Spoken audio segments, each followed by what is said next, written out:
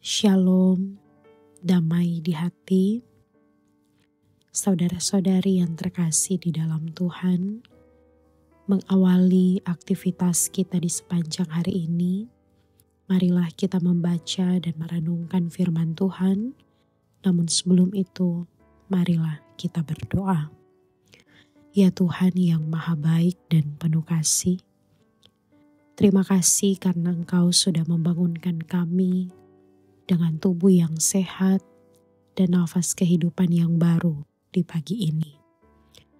Terima kasih atas penyertaan-Mu yang terus kami rasakan hingga sampai saat ini. Saat ini kami akan memulaikan aktivitas kami, namun kami datang kepadamu ya Tuhan, untuk memperlengkapi kehidupan kami lewat firman yang akan kami baca dan renungkan di pagi hari ini.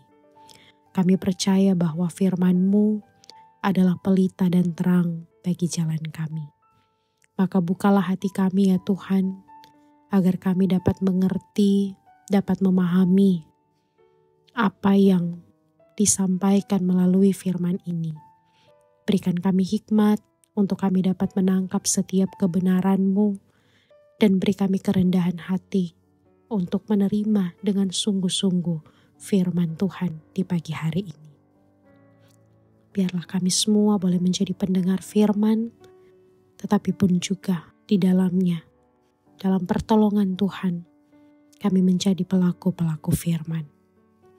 Terpuji nama-Mu ya Tuhan, kami sambut berkat firman-Mu di pagi hari ini, di dalam nama Tuhan kami Yesus Kristus, firman yang hidup, kami berdoa.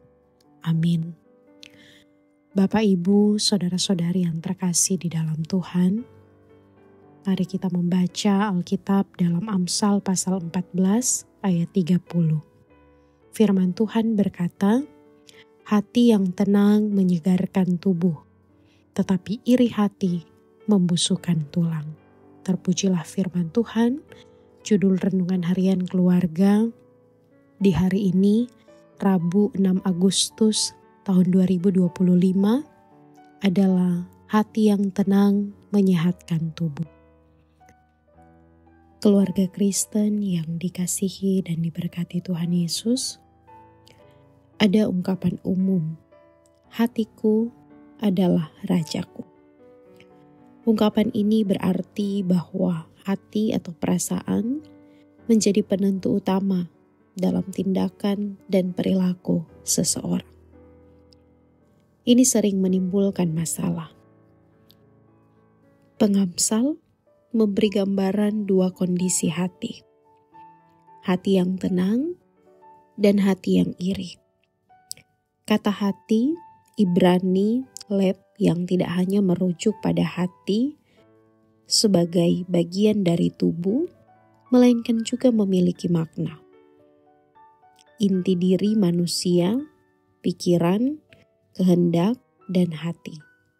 Sementara itu, kata marpe tidak hanya berarti tenang, tetapi juga berarti hati yang tenang, hati yang sehat, ketenangan, kesabaran, hal menguasai diri. Dengan demikian, hati yang tenang di sini dapat berarti inti diri manusia. Pikiran dan kehendaknya yang tenang, sehat, sabar, dan penuh penguasaan diri. Keluarga Kristen yang dikasihi dan diberkati Tuhan, hati, diri, dan pikiran yang seperti inilah yang akan memberikan kesehatan bagi seluruh tubuh dan memelihara kehidupan manusia. Apa yang ada di dalam diri dapat mempengaruhi kehidupan fisik manusia. Bila hati yang tenang adalah keadaan emosi di mana seseorang merasa damai, stabil, dan bebas dari kecemasan atau stres. Sebaliknya, iri hati justru menghilangkan ketenangan hati.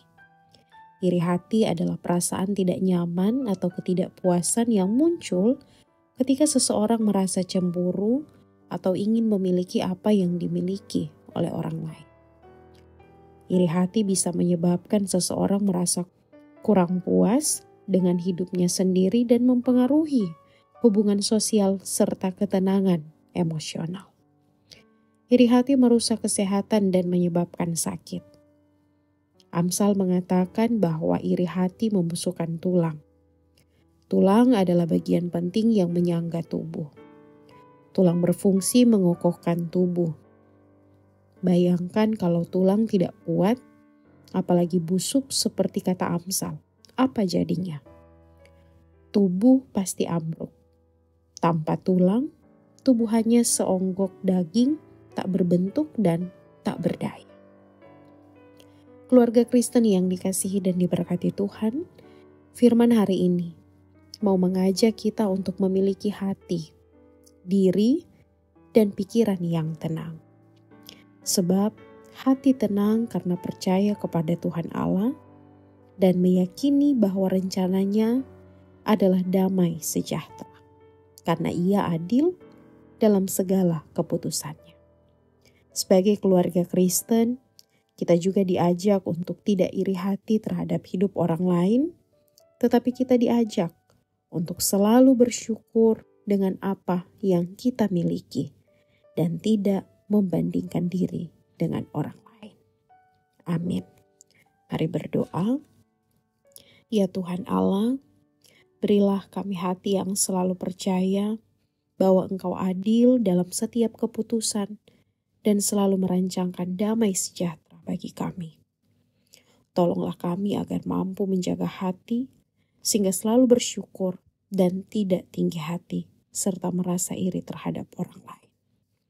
Amin.